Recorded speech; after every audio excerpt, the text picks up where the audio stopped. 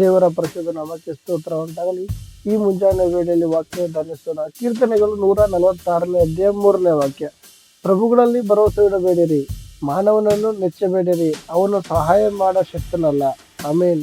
ಈ ಒಂದು ವಾಕ್ಯವನ್ನು ಪ್ರಿಯ ದೇವರ ಮಕ್ಕಳಿಗೆ ಮುಂಜಾನೆ ವೇಳೆ ಧ್ಯಾನಿಸುವುದಾದರೆ, ಪ್ರಭುಗಳಲ್ಲಿ ಭರವಸೆ ಇಡಬೇಡಿರಿ. ಈ ದಿನ ನಾವು ಯಾರ ಮೇಲೆ ನಾವು ಭರವಸೆ ಇಟ್ಟಿದ್ದೇವೆ, ನಮ್ಮನ್ನು ನಾವು ಎಷ್ಟು ಪರಿಶೋಧನೆ ಮಾಡ್ಕೊಂಡು. ಯಾಕಂದ್ರೆ ಪ್ರಿಯ ದೇವರ ಮಕ್ಕಳೇ, ಈ ಒಂದು 2025ನೇ ವರ್ಷ ಏನಿದೆ, ಪ್ರತಿಯೊಬ್ಬರ ಜೀವಿತದಲ್ಲಿ ದೇವರೊಂದು ಕಾರ್ಯ ಮಾಡ್ತಾ ಇದ್ದಾರೆ. ಪ್ರತಿಯೊಬ್ಬರ ಜೀವಿತದಲ್ಲಿ ಒಂದು ದೇವ್ರು ಶುದ್ಧೀಕರಿಸ್ತಾ ಇದ್ದಾರೆ. ಯಾಕಂದ್ರೆ ನಾವು ಈ ದಿನ ಏನಾಗಿದೆ, ನಮ್ಮ ಮೇಲೆ ನಾವು ದೇವರ ಮೇಲೆ ಡಿಪೆಂಡ್ ಆಗಿಲ್ಲ. ಯಾಕಂದ್ರೆ ಅದಕ್ಕೆ ದೇವ್ರ ವಾಕ್ಯ, ಪ್ರಭುಗಳಲ್ಲಿ ಭರವಸೆ ಇಡಬೇಡಿ. ನಾವು ಇದನ್ನು ಯಾರ ಮೇಲೆ ಭರವಸೆ ಇಟ್ಟಿರೋದು? ಮನುಷ್ಯರ ಮೇಲೆ, ಅಥವಾ ನಾವು ಮಾಡುವಂತ ಕೆಲಸದಲ್ಲಿ ಕಂಪನಿ ಮೇಲೆ, ಅಥವಾ ಮಾತ್ರವಲ್ಲದೆ ಕೆಲವರು ನಾವು ಕಂಪ್ನಿಯಲ್ಲಿ ಕೆಲಸ ಮಾಡೋಕೋರು ಮ್ಯಾನೇಜರ್ ಮೇಲೆ, ಅಥವಾ ನೀವು ಓನರ್ ಮೇಲೆ, ನಿಮ್ಮ ಹೆಂಡತಿ ಅಥವಾ ನಿಮ್ಮ ಗಂಡ, ನಿಮ್ಮ ಒಡ ಹುಟ್ಟಿದವರು ಅಥವಾ ನಿಮ್ಮ ಮಾವ, ಅತ್ತೆ, ಯಾರ ಮೇಲೆ ನಾವು ಭರವಸೆ ಇಟ್ಟಿದ್ದೀವಿ, ನಮ್ಮನ್ನ ನಾವು ಫಸ್ಟ್ ಪರಿಶೋಧನೆ ಮಾಡಿ. ಯಾಕಂದ್ರೆ ಮಾನವನನ್ನು ನೆಚ್ಚಬೇಡಿರಿ, ಅವನು ಸಹಾಯ ಮಾಡೋ ಶಕ್ತನಲ್ಲ. ಎಸ್, ಈ ಒಂದು ವಾಕ್ಯ ಓದುವಾಗ ದೇವರ ಶಕ್ತಿ ನಿಮ್ಮ ಜೀವಿತದಲ್ಲಿ ಚಲಿಸಬೇಕು. ಯಾಕಂದ್ರೆ ನಾವು ಮನುಷ್ಯರ ಮೇಲೆ ನಾವು ಎಷ್ಟೇ ಭರವಸೆ ಇಟ್ಟರು, ಮನುಷ್ಯ ನಿಮ್ಮ ಮುಖ ನೋಡ್ತಾರೆ, ನಿಮ್ಮ ಮೇಲೆ ಎಷ್ಟು ದುಃಖದಲ್ಲಿ, ನಿಮ್ಮ ಮೇಲೆ ಯಾವ ತರ ಇದೆ ಒಂದು ಪರಿಸ್ಥಿತಿ, ಅವ್ರ ಮೇಲೆ ಮುಖ ನೋಡ್ಬೋದು. ಆದ್ರೆ ತಂದೆಯ ದೇವರು ನಿನ್ನ ಅಂತರಾದ ಹೃದಯ ನೋಡುವತನಾಗಿದ್ದಾರೆ.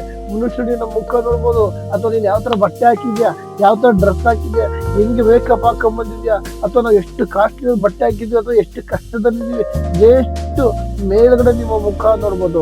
ನಿನ್ನ ಹೃದಯದಲ್ಲಿ ಎಷ್ಟು ನೋವಿದೆ ಅಂತ ಮನುಷ್ಯ ನೋಡಕ್ಕಾಗಲ್ಲ. ನಿನ್ನ ಹೃದಯದಲ್ಲಿ ಎಷ್ಟು ದುಃಖ ಇದೆ ಅಂತ ಮನುಷ್ಯ ನೋಡಕ್ಕಾಗಲ್ಲ. ನಿನ್ನ ಹೃದಯದಲ್ಲಿ ಎಷ್ಟು ಕಣ್ಣೀರಿಟ್ಟು ಗೋಳಾಡಿದ್ಯಾ ಅಂತ ಮನುಷ್ಯ ನೋಡಕ್ಕಾಗೋದಿಲ್ಲ. ಪ್ರಿಯ ದೇವರ ಮಕ್ಕಳೇ, ಅದಕ್ಕಾಗಿ ಮಾನವನನ್ನು ನೆಚ್ಚಬೇಡಿರಿ, ಅವನು ಸಹಾಯ ಮಾಡೋ ಶಕ್ತನಲ್ಲ.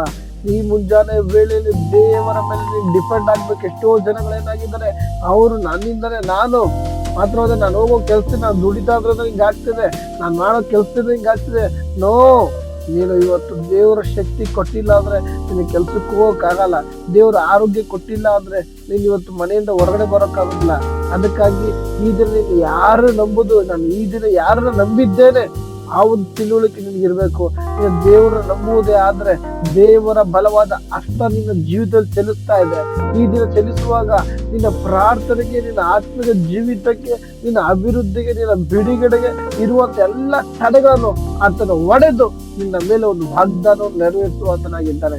ಯಾಕಂದ್ರೆ ಈ ಒಂದು 2025ನೇ ವರ್ಷ ಪ್ರತಿಯೊಬ್ಬರ ಜೀವಿತದಲ್ಲಿ ದೇವರು ಒಂದು ಬಲವಾದ ಕಾರ್ಯ ನಡೆಸುವ ಒಂದು ಕಾರ್ಯವಾಗಿದೆ, ನಡೆಸಲು ಶಕ್ತರಾಗಿದ್ದಾನೆ. ಈ ದಿನ ಯಾರ್ಯಾರು ನಂಬುವ ಜೀವಿತ ದೇವ್ರ ಕಾರ್ಯ ಮಾಡ್ತಾರೆ.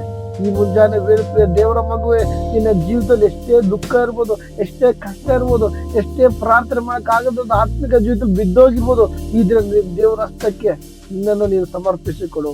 ಮನುಷ್ಯನ ಮೇಲೆ ನಂಬಬೇಡ. ಅದಕ್ಕಾಗಿ ಪ್ರಭುಗಳಲ್ಲಿ ಭರವಸೆ ಇಡಬೇಡಿರಿ, ಮಾನವನನ್ನು ನೆಚ್ಚಬೇಡಿರಿ, ಅವನು ಸಹಾಯ ಮಾಡೋ ಶಕ್ತನಲ್ಲ. ನಿನ್ನ ಜೀವಿತವನ್ನು ದೇವರ ಕಷ್ಟಕ್ಕೆ ಒಪ್ಪಿಸಿಕೊಡುವುದೇ ಆದರೆ ಆತನು ನಿನ್ನ ಜೀವಿತವನ್ನು ರೂಪಿಸುವಂತನಾಗಿದ್ದಾನೆ.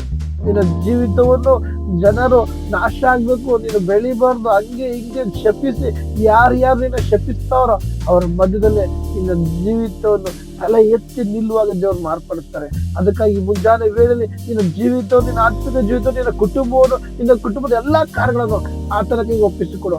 ಆತ ನಿನ್ಗೆ ಸಕಲ ಕಾರ್ಯಗಳನ್ನು ಒದಗಿಸುವಂತನಾಗಿದ್ದಾನೆ. ಅದರಿಂದ ರೋಪುರದವ್ರು 8:28 ಆದದರಿಂದ ತನ್ನನ್ನು ಪ್ರೀತಿಸುವವರು ಇತಕ್ಕ ಎಲ್ಲಾ ಕಡೆ ಅನುಕೂಲಕರವಾಗಿ ಮಾಡುತ್ತೇನೆ ಅಂತ ಬರೆಯಲ್ಪಟ್ಟಿದೆ. ಆಮೇಲೆ ಈ ಒಂದು ವಾಕ್ಯ ನಿಮ್ಮ ಒಬ್ಬೊಬ್ಬರ ಜೀವಿತ ನೆರವೇರಲಿ ಎಂದು ಈ ಒಂದು ವಾಕ್ಯದ ಮುಖ ನಿಮ್ಮ ಎಲ್ಲರನ್ನು ಬಲಪಡಿಸಲಿ. ದೇವರು ನಿಮ್ಮೆಲ್ಲರನ್ನು ಆಶೀರ್ವದಿಸಲಿ. ಆಮೇನ್, ಆಮೇನ್.